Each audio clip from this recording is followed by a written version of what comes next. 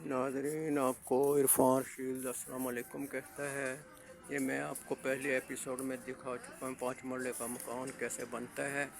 इसके ऊपर अब लेंटर पड़ रहा है।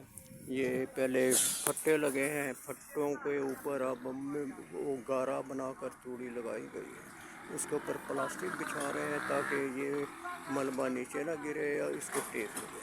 और ये सरिया पार्टी, ये लेंटर पार्टी सरिये काट कर तरतीब से ये ऊपर लगा रही है।